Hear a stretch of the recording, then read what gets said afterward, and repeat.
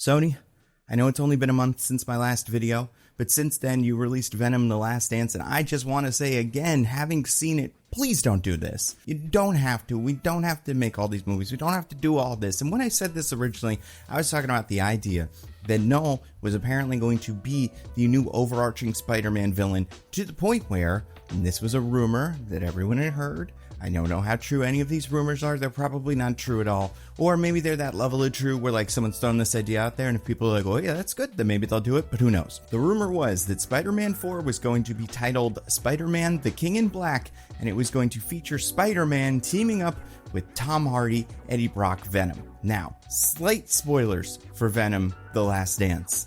The movie does not end with Knull fully killed, so hypothetically that is possible within the universes that we have built. And even if it isn't, it could be a different universe's version of Knull or whatever. But having seen Venom: The Last Dance, without spoiling what happens, I just want to say Knull just isn't that interesting. He does not seem like he has the juice that Thanos has. And to be fair, Thanos didn't have that much going on either before he showed up in Avengers: Infinity War to actually do some stuff. But even then, you kind of got the sense that this character was dangerous and interesting. And all I've gotten from Knull so far is that he has a sword, and he is around there. He's where the symbiotes live, but he's imprisoned by the symbiotes, but he also has an army of unkillable wood chipper monsters that are the size of a bus, and they're not symbiotes or something, and it doesn't seem like there's that many of them left either. And having seen that movie and talking to people that have seen that movie, I don't know a single one who's excited for Knull. I remember leaving the theater after Avengers 1, and everybody was going, ooh, who's Thanos? And people go, oh, Thanos, he's pretty cool. He does this and this and this, and that was exciting. We were all excited. With Knull, it really felt like they were just trying to make it happen, trying to inorganically create a Thanos, and it doesn't work. No one is excited. I don't think anybody wants to see Spider-Man do this. I wouldn't mind seeing Tom Holland Spider-Man and Tom Hardy Venom interact at some point in the future, but like that cannot be the focus of the next Spider-Man movie. But you know what? That's all stuff I've said. Since then, Sony, a lot of news is broken, news that has me somewhat concerned. Like for instance, according to one of the leakers that we tend to hear stuff like this from, you, Sony, are developing an Agent Venom movie. Now, Agent Venom, for people that don't know, and I made a whole video about this very recently, so feel free to go watch that. But short version, he's Peter's high school bully who loves Spider-Man so much that he enlists in the army, heroically sacrifices himself to save his platoon, loses some legs, but is given the Venom symbiote and turned into a sort of super soldier who is able to use all of the usual Venom powers, but instead of being a wacky monster man, it is a somewhat controlled version of the symbiote. Is it a cool story? Sure. Could it work? Absolutely. Do I have any confidence that the studio that just gave us Venom: The Last Dance is going to be able to make an entertaining and meaningful Agent Venom movie? Absolutely not. Especially because it doesn't seem like people really want that much more from Venom. It feels like the vibe I'm getting is people are like, alright, we're done. This is fine. And it seems like the movies have progressively made less money, so I definitely don't see this being the obvious next step. But then Sony, another thing I've heard you guys are working on is a Silver Sable movie. Now, I'll say in a vacuum, I do think this could work. Mostly because Silver Sable, for people that don't know, again, I just made a video about this one pretty recently, which you're welcome to watch. But Silver Sable is a mercenary slash royalty from the country of Simcaria, which is one of those Eastern European countries. It borders Latveria. It doesn't exist in the real world, but it does in Marvel Comics. And she leads a group of mercenaries called the Wild Pack, which every so often puts her in conflict with Spider-Man. She's more or less a good guy, but can kind of feel like an anti-hero. I would say as of now, she's written similarly to characters like Black Widow. Although as of like right now in the comics, she just got a symbiote, so I don't know what's going on with her. But in a vacuum, a movie about some sort of noble woman who becomes a mercenary to defend her country and creates this ultra cool team of mercenaries called the Wild Pack, some of which are reformed supervillains, that could totally work. But again, this feels incredibly desperate. You guys already tried to make a Silver Sable and Black Cat movie called Silver and Black that also I don't think is the worst idea in the world, but also crashed and burned and never got made. God, just sell these characters to Marvel, get lots and lots and lots of money. Because this year has been the year of flops, both bad movies that flopped, but also movies that are pretty good that also flopped. Fall Guy, pretty good, flopped. Mad Max Furiosa, very good, flopped. I think audiences are just getting pretty discerning when it comes to what movies they're willing to spend their time and money on in a way that they weren't before. And for that reason, I think this spump the Sony Pictures universe of Marvel characters is kind of toxic. Like hearing that this Kraven movie is attached to Venom and Morbius and Madam Web, I think for most people, it's a net negative. So continuing in this universe just does not feel like it's worth it, and if anything, is going to turn another generation of people off of these characters. Silver Sable is going to turn into a joke the same way that Morbius and Madam Web turned into jokes. I do think it's interesting that a character named The Foreigner is going to be in the Kraven movie, and that character is a comic character. He's a spy who was married to Silver Sable for a while. So maybe this is something you guys have actively been doing for a while, but the fact that we have not heard anything about the Silver Sable movie until right now makes me think that, if anything, it's just kind of a coincidence. But Sony, even if none of those things ever come to fruition, we also heard this week from some online scooper who might be wrong, although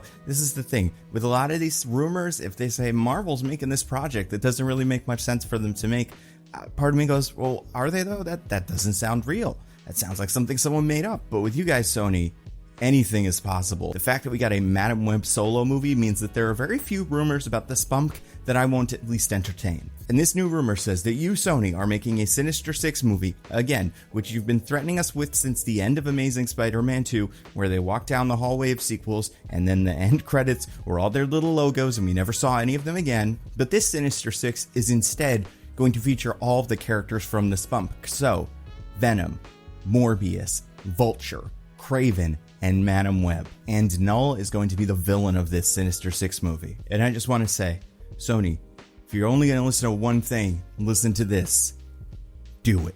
Make that movie. Move heaven and earth. I want to see every behind-the-scenes featurette about it. I want to read news articles about the Sinister Six movie that so far, and if you're paying attention, has 5 members, but who knows, maybe there'll be a 6th member who they introduce in there. Maybe it's Silver Sable, but it could be anything. Notice I did not say Spider-Man is involved in this, and I have a feeling he probably won't be. But have the Vulture from another universe who never takes off his helmet and doesn't really know what he's doing go fight Knull in space. I want to hear story after story of you guys trying to get all of the actors to come back, trying to convince Dakota Johnson to do another one of these, Sydney Sweeney, Jared Leto, Aaron Taylor Johnson. I mean, Kraven hasn't even come out, and it's like, I'm pretty sure after this, he's good on Kraven movies. Unless it is the biggest hit ever, this guy has so many opportunities. And because the whole thing is so improbable, because of how chaotic and crazy this shoot will be, and how nonsense this movie will be, I need to see it. Sony, make it. I will rent out a theater to watch it. I will invite the people to watch these videos. We will have a blast. It'll be a huge party. The movie will maybe make some money. Who knows? Probably not. But Sony,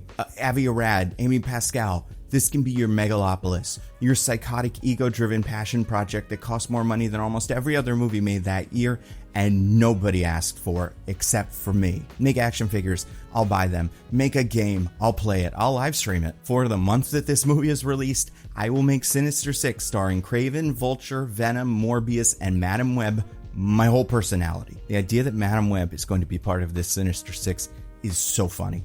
Because beyond all the things we've already said, remember, these movies kind of take place in the same universe, maybe, but Madam Web takes place a good 20 years before all the rest of these movies, for no good reason. Madam Web could easily take place in the present day, but because they wanted to be interesting, they set it in 2003. But we would have to age all of the actors up at least 20 years, and I can pretty much guarantee you 2 or 3 wouldn't come back. Please, Sony, we can get another year of Morbin time bullshit. Have it take place in the Madam Webiverse and have all of the characters be transported there by little tunnels or something. Because it'd be very funny to me if characters like Vulture and Venom just keep getting pulled through tunnels and they're like, I don't even know. I have no idea where I am, so whatever, I guess I'm here now. Whatever, okay, sure.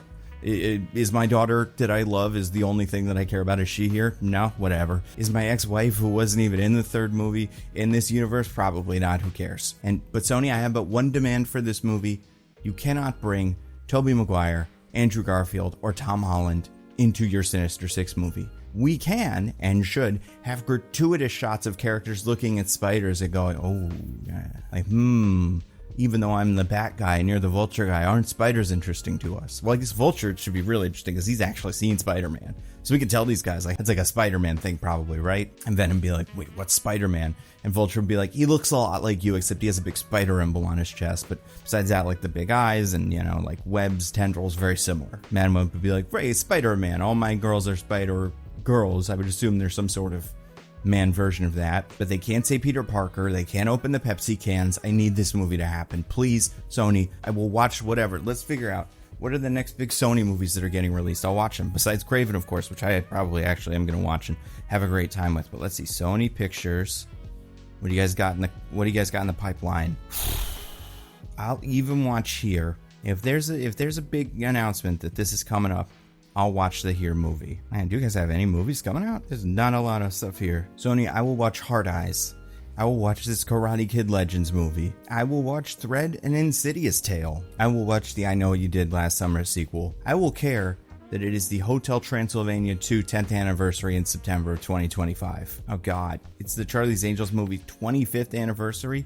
Jesus. Sony, please, please, please, I'm begging you, make this stupid Sinister Six movie. And that is the message to Sony. Marvel gets a different message, because Marvel 2025 is looking very interesting. We saw that little trailer for it kind of recently, and I'm working on a video right now where I break down the Marvel stuff that I'm excited for in 2025, and it'll be on YouTube eventually, but you can watch it early, don't worry, and you can watch it without ads, and you can watch videos from all the other creators you already love, like Captain Midnight, Patrick H. Willems, Scott Niswander. They've all got videos that go up ad-free.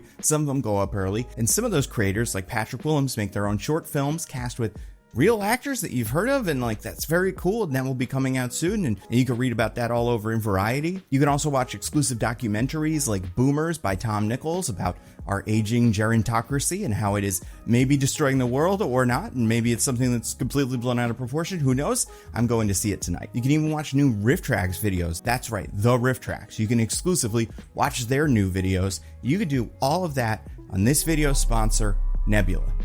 You have heard me talk about Nebula before. It is a subscription streaming service that I helped to create with a bunch of other YouTubers. And like all the things I've already said, my videos go up early. They go up ad-free.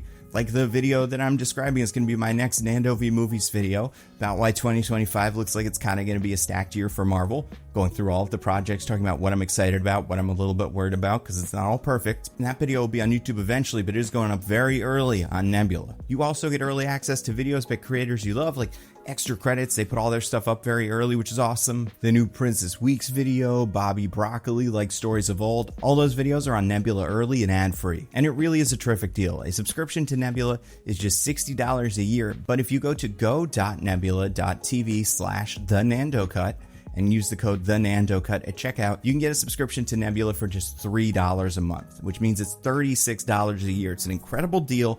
Go check out Nebula. I guarantee you're going to find something cool you like. That's all I got. Stay safe. I'll see you next time.